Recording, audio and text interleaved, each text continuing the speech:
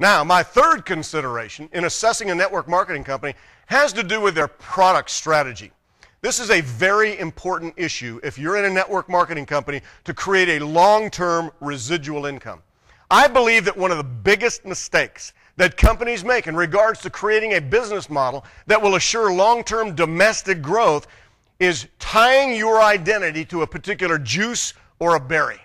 Now, that's going to sound odd because on recent history, there has been recent success of several juice companies over the last several years. I can tell you that the talk amongst the best consultants in the industry who are in the know is that the juice wars are over. There are several reasons why you should be concerned if your company are in the juice wars or you are considering a company that it's tied in its identity to a juice or a berry. First, they're very easy to knock off. Go down to Costco today, and you will find mangosteen juices, acai juices, Tahitian noni juices, and the list goes on and on. You actually can buy a combination of the juices, of all the favorite juices. In every single case, their price is a fraction of the price of the juices that are being marketed by the network marketing companies. The reality is that if a fruit hanging on a tree and fell to the ground and someone made a drink out of it, then anybody can knock it off. How would you like to be marketing a product that anyone can buy at Costco or Sam's for a fraction of the price your product is being sold for? Not a good situation. In these scenarios, you simply do not have a unique selling point about your product. Now, it gets worse when you realize that in most of these juice companies, for an individual to use the product on auto ship, it usually costs between $150 and $200 each month. Then add in the cost of shipping glass bottles to the end user, which are halfway full of water, and you have a scenario where the companies have a huge turnover in their field force. The vast majority of these companies' growth curves resemble a Roman rocket. Fast takeoff, followed by a dramatically tailing off sales, and then the company is in a position to maintain corporate volume only through the expansion of their juice model into international markets, leaving the USA domestic market in a fairly steady state of decline, again with huge attrition in the field. It is very difficult for you to create and maintain long-term residual income in these scenarios. A few people make big money for a couple years off of the cumulative volume of many people being sold multiple cases of the product at the point of entry. However, despite the number of people coming on board, huge numbers quit because they are not making any money and the cost of the product becomes prohibitive in their family budget. In almost every juice company, there are thousands, even tens of thousands of hopeful distributors who end up with cases in their garage or basement. Before you know it, you have people who are selling the product on eBay at a fraction of its original cost just to get rid of the stuff. The few get rich off of the volume of the masses. Another problem in these models is the difficulty in expanding the product line in any way that is consistent with their identity. When you're a juice company, that's who you are. You are by nature of your identity restricted in expanding your product line because you are in fact a juice company. So to do so, you actually compromise your identity, and if you do it, you confuse the clarity of your message. The reason it is key to have the ability within a company's product strategy to expand the product line is that every product has a lifespan where it is in great demand followed by a taper off demand.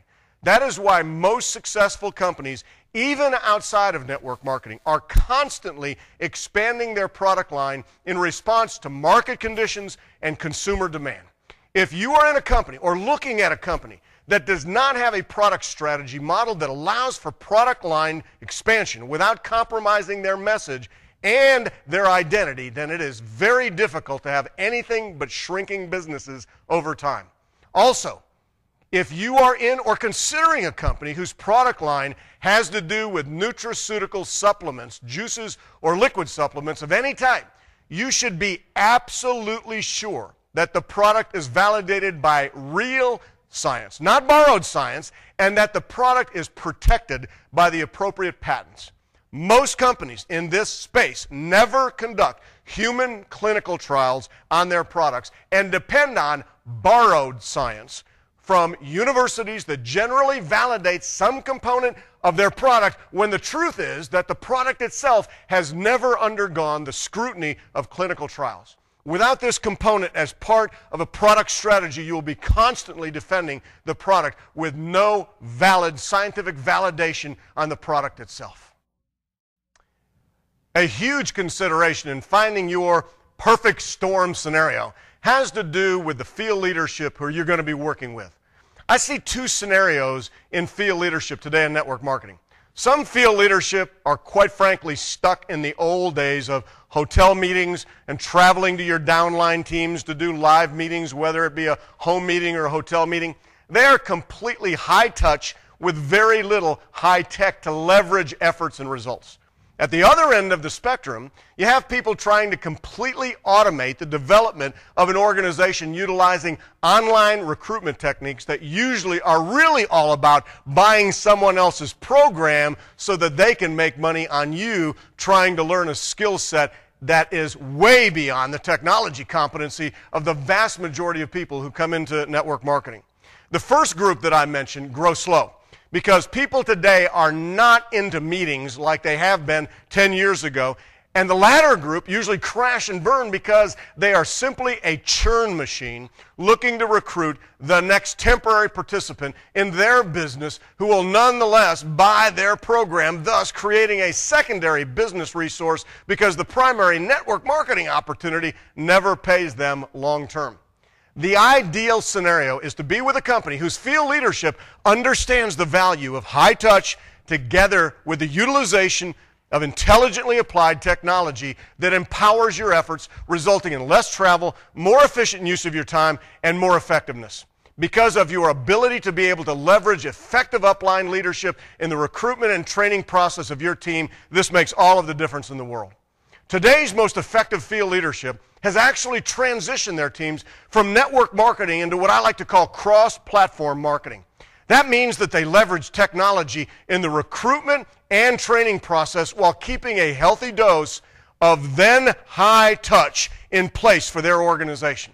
Through the utilization of three-way calls, conference calls, video conferencing, webinars, opportunity presentations on the web, and training on the web, and on-demand opportunity presentations, archived online training, auto dialers, social networking, lead co-ops, and a variety of tools that empower the distributor to be efficient with their time and effort. Smart field leaders can help so many more of their team in a hands-on scenario today than at any time in the past when these empowering technologies were simply not in place. Smart, savvy field leaders today have figured out how to create the perfect marriage of high tech and high touch.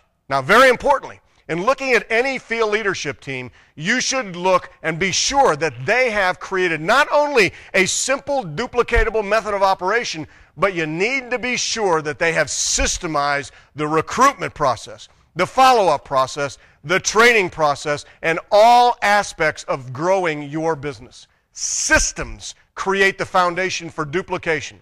Duplication sets the foundation for a big business. Through the intelligent utilization of technology, your team should provide free access to opportunity presentations, webinars, and training. Don't get suckered by a team who's looking to sell you your training programs. If your business opportunity is good enough, then they shouldn't have to charge you one dime for training.